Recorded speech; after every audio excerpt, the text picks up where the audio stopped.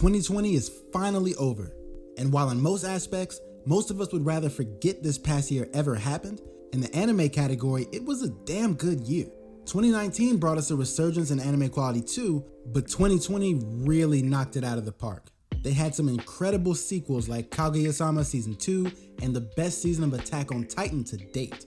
But not going to be talking about that today. This review is only going to include anime that were both introduced and wrapped up in 2020.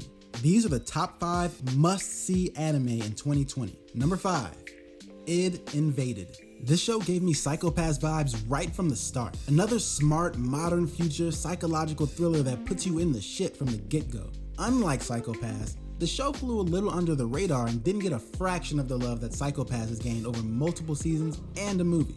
While generally I'm not that into mysteries, I am into character-driven stories. I hate cookie-cutter, everyman main characters, and our leads in this one are anything but. Their ends justifying the means approach is exactly what you need in a dark thriller where anything goes. Through all the messed up stuff they encounter, we can rightly see our characters changed by their trauma. The show is unafraid to deep dive the dark parts of the human experience and expertly navigates plot holes that could easily make Swiss cheese out of most anime with a thoroughly imagined world and attention to detail. If you make it through the first episode feeling good, that momentum will carry you all the way to the end. Oh, yes, I'm the great pretender. Number 4, Great Pretender. If there's anything that sets this show apart, it's style. The bright coloring makes for stunning storybook backgrounds that they take every opportunity to show off. Not many anime out there that are set in the real world make their way out of Japan, but Great Pretender takes us all around the globe in this oddly endearing story about a group of con artists. And while technically they are, it's more of a Robin Hood kind of thing where they steal from rich assholes and instead of giving money to the poor, they keep it all. But it's a likable group of crooks nonetheless. There are a ton of police or other government organization alphabet soup where the good guys catch criminals. But I'm surprised there aren't more anime out there where the lead character is a crook. The only other one that comes to mind is Lupin III and Terror in Resonance, and Pretender is much better than those two. Because it's kind of an arc-based anthology series, they get to experiment with a few different stories in season 1. I don't think I've ever seen this storytelling style work this well.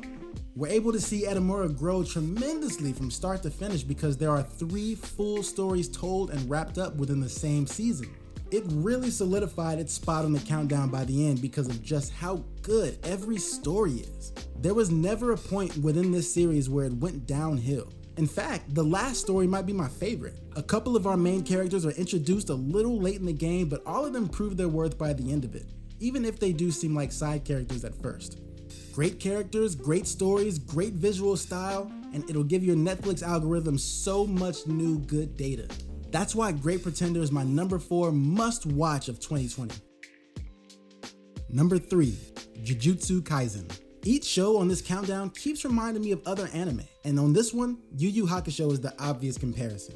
JJK is about a high school kid who more or less becomes fused with a demon, which makes him way more powerful than any normal person. He uses this ability to help him exorcise curses. This is a tough one to nail down because I can't put my finger exactly on what makes this a standout. It just has that je ne sais quoi that makes it fucking awesome. I think because it just combines a lot of elements from a lot of different anime and it just works. Itadori kind of reminds me of an Edward Elric with less anger crossed with a Shiro Emiya minus the bitch assness.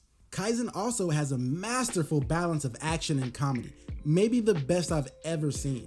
Demon Slayer tried to do this last year, but it just felt so forced and out of place, but this anime has found the perfect balance and the result is so addictive.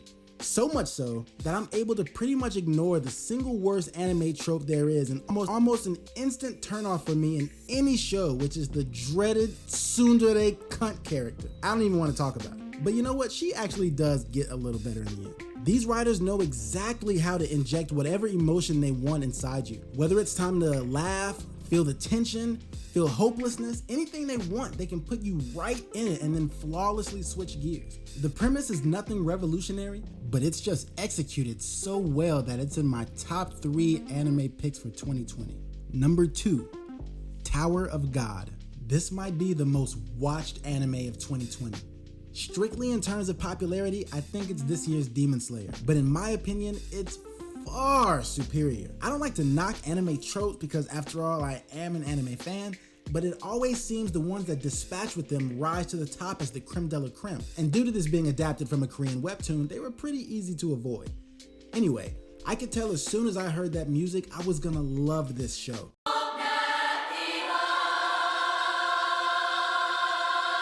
I'm a sucker for a unique setting and all the mystery surrounding the tower and how little by little we are revealed more and more about the world had me choosing the next episode over sleep night after night. Even by the end of the season, it's not really clear what the tower is. It's clearly not just a tall man-made structure. The characters are just as unique as the setting, and even still, Khun is my dog. One thing I love about him is even though he's poised, he's strong, he's smart, he's not a Mary Sue character. He isn't always right, and even when he makes all the right moves, he still might lose. Knowing that the tower can conquer what has shown to be some of the strongest competitors, and sometimes it's just pure luck, adds an extra layer of gravity to each stage on top of the fact that characters regularly die in the challenges. It reminds me of Hunter x Hunter and how uniquely the powers in people develop, what people's special moves are, how some people can't even do magic. The challenges are like an extremely fierce hunter exam. You don't really know who to trust. You don't even know if you can trust the test examiners. In just a short 13 episode season, Tower of God captured a huge audience. Oddly enough, there doesn't seem to be any news about a season 2 release just yet.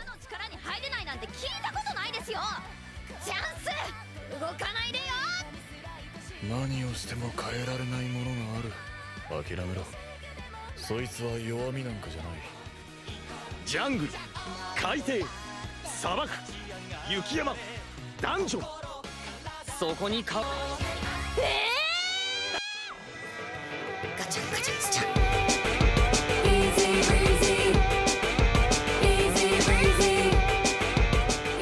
Number 1, Dorohedoro. Months ago, when I first watched this on Netflix, I immediately knew there was no way any other anime this year would be able to top it. The characters, the world, the originality, the art, the comedy, it just had everything going for it. When you describe the plot to someone who has never seen it before, a lizard man in a magical world who goes around putting sorcerers in his mouth so the man inside can talk to them, sounds fucking insane. I don't know where to go with that. I didn't think about it this way until after I watched it the second time, that this is grunge slice of life. There's even a goddamn baseball game. Even though he's trying to find the sorcerer who's changed him, that's really just a loose framework. They're not doing that in every episode. Dorohedoro takes it to a place few dare to go, and even among those few, it's done much more artfully. Take Blood Sea and Elfen Lied for example. That's straight up shock value gore for the purpose of horror, whereas Dorohedoro's brutality is a part of its world building and character development. Speaking of world building, they never let that fall by the wayside. From start to finish, we're learning new stuff about the world every single episode. In case it's not clear, it's even narrated at the end of each episode. There hasn't been another anime all year that had me so hyped at the end of each episode to start the next one. Or one where minute to minute I had no idea what might happen next or what direction they were trying to take the story. I've just never seen anything like it. People who think anime is just a bunch of lolicons and notice me senpai shit need to watch Dorohedoro. This could legit create fans. It's the kind of thing you can only find in anime. There's no way there could be a live action version of this. Well, at least not a good one. That's it for 2020. Let me know what I missed in the comments and what your best anime of the year are. I love you, but we really gotta go right now. Fine, it was fun while it lasted.